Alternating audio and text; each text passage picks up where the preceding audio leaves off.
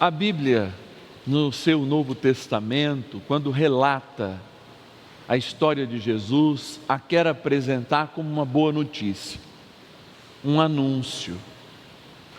Ela não tem problema em ser fiel a um relato jornalístico, mas a uma experiência de fé profunda, que a comunidade que recebe primeiro essa palavra faz com as histórias reais, as crônicas, que talvez todas as manhãs ou no final do dia, ao se celebrar a Eucaristia, aqueles que haviam assistido os acontecimentos na passagem de Jesus, especialmente durante os 3 anos do seu ministério, relatavam.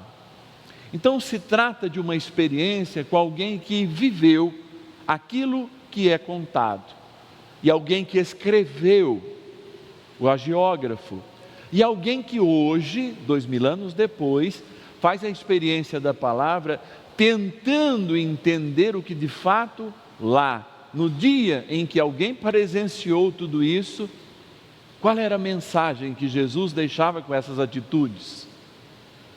Se a gente voltar um pouco para a primeira leitura, do mesmo autor, a mesma comunidade joanina, a gente ouve algo bem duro, porque fala de pertença, e pertença é algo que na Bíblia está muito próximo do segmento e pertença. Quem vive na injustiça e não ama o seu irmão, tem uma pertença, o diabo.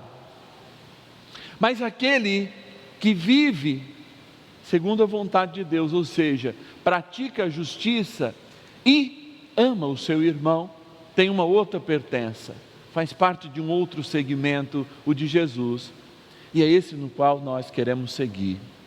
Mas vejam, quando nós lemos esse evangelho, João não está fazendo um anúncio bonito de Jesus, e eu vou contar o porquê. Quando a gente faz um anúncio bonito, a gente mostra Jesus ressuscitado, não mostra a cruz, que foi uma dificuldade para os cristãos pelo menos 2 séculos, até que os evangelhos não estivessem correndo nas comunidades, a cruz foi uma dificuldade, e eu insisto muito em falar da cruz, porque ela é para mim, psicologicamente falando, individualmente falando, é uma casca difícil da gente ultrapassar para chegar na maravilha que ela revela no 3º dia, porque a gente quer muito mais uma noite de prazer com o Senhor, a gente quer um momento a gente sinta assim, que nossa, o Senhor é a maravilha, Ele me tocou de dentro para fora. Parece até um gesto nada próprio para uma televisão, para uma homilia, mas muito pelo contrário. Eu tenho essa sensação diante do Senhor, de prazer profundo, eu choro. Muitas vezes rezando uma Ave Maria, eu me coloco naquele momento, e quem já foi àquele lugar, um lugar maravilhoso, onde a nossa salvação entrou no mundo, quando ali, ao celebrar a Eucaristia, lá em Nazaré, eu digo, neste lugar, aqui, Jesus, de fato, assumiu a realidade humana. E eu digo isso porque não foi assim que João apresentou Jesus. Não foi assim. João apresentou Jesus dentro da cultura judaica de uma maneira muito difícil, porque eu vou contar o porquê. O Cordeiro de Deus é o Cordeiro que deveria ser imolado para a celebração da Páscoa. Para nós pode apenas parecer um cântico ou o momento que o padre eleva Jesus eucarístico, mas para o judeu não é. Sabe por quê? Porque os judeus conviviam com o Cordeiro de Deus. O Cordeiro de Deus era tirado do meio das pastagens, era o cordeiro mais bonito daquele rebanho para ser sacrificado naquele ano. Ele lembrava o sacrifício feito ainda lá no Egito, quando com o sacrifício do cordeiro marcaram, as portas para que a morte não entrasse, e tudo aquilo que depois Moisés pediu para que, sacrificando um cordeiro para celebrar a Páscoa, pudessem fazer aquilo apressadamente, e comessem tudo para lembrar tudo o que havia sido passado. Mas havia uma relação de intimidade com o cordeiro, porque o cordeiro era retirado da pastagem e era colocado uma semana, Luiz, dentro de casa. Agora você imagina uma criança que recebe um bichinho, bonitinho como é o cordeiro, dentro de casa uma semana.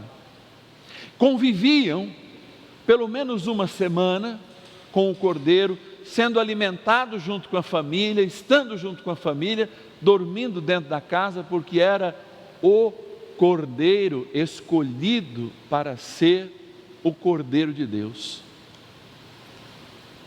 E no final daquela semana, por ocasião ainda da sexta-feira, porque eles não poderiam comemorar no sábado, fazer nenhum tipo de trabalho, em torno aí de um horário na tarde da sexta-feira, diante de toda a casa, aquele cordeiro era imolado e era colocado para assar. E assim que fosse assado, era comido no sábado ou no sabá à noite, quando acabava o sábado e se iniciava o domingo, comemorando a Páscoa.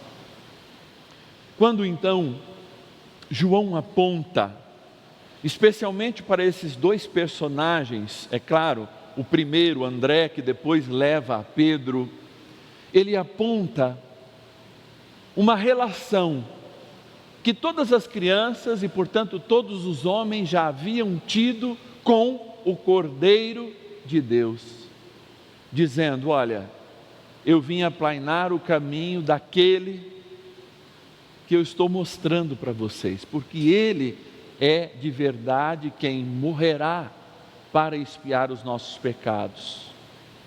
Religiosamente ele estava dizendo isso, mas amorosamente ele estava dizendo: eis aquele que caminhará conosco durante um bom tempo, mas será oferecido em expiação dos nossos pecados. Quando João fala isso, ele cria uma relação, ele cria um segmento.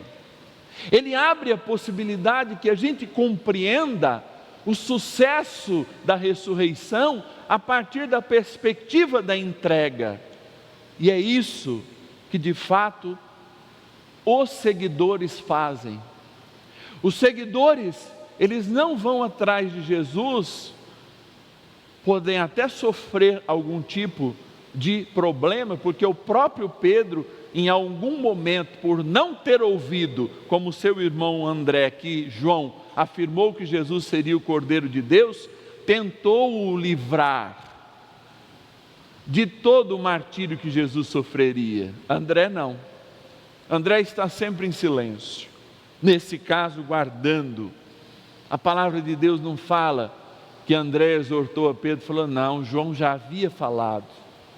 Pedro tem uma relação diferente, até muito mais próxima com o próprio Jesus do que teve André, mas André ouve, é um desses dois que ouve, é um desses dois que passa a vida enxergando todas as maravilhas de Jesus e muitas vezes, possivelmente, caindo na tentação que Jesus daria um prazer, mas que de fato este prazer teria que passar pela dor da cruz. E assim é tudo na vida. Quando nós falamos de um dom de Deus, que se chama disciplina, ou que se chama persistência, a gente pode chamar, para a gente atingir algum objetivo, a gente pode olhar o objetivo, o nosso sonho, mas se a gente tem um cadinho de realidade, não de realismo, aquele realismo que não nos permite ver as coisas, de fato a gente olha para a dificuldade de hoje, que a gente nem quer realizar, querendo e sabendo que aquilo falar com que a gente colha no momento certo o nosso sonho. Assim é o casamento, assim é a vida do trabalho. Você pode até não gostar de fazer o seu trabalho, mas se você tem um objetivo, você faz aquele trabalho todos os dias em função do objetivo, quer seja as férias, quer seja um objetivo material mesmo. E inobjetivamente também na nossa fé é isso. Eu não faço exatamente todos os dias aquilo que eu gosto, E eu digo, não é todos os dias que eu acordo super animado para ser um padre. Nem vezes vim aqui à Rede Vida e falo assim, hoje à noite você vai ter que celebrar na Rede Vida. Não é todos os dias. E eu falo isso com toda a sinceridade do meu coração. Mas eu faço isso porque eu sei que além de hoje, além desse dia, existe um lugar. E esse além do Cordeiro de Deus, além de todo o sofrimento de perder Jesus, e além de todo o sofrimento de ainda ter que carregar a cruz do meu dia, porque ela é da minha responsabilidade, eu sei que a ressurreição é certa, e a vitória é certa, e eu vou alcançar o meu sonho. Então, este dom de perseverar, este dom de persistir, estes dons de fazer uma coisa, mesmo contrariado no hoje, me garante que o amanhã eu vou alcançar aquilo que de fato está reservado para mim. Mas vejam, esse presente já nos foi dado. O Cordeiro de Deus morreu por cada um de nós. Não é para ganhar a salvação que nós perseguimos Jesus nesse sentido de seguir.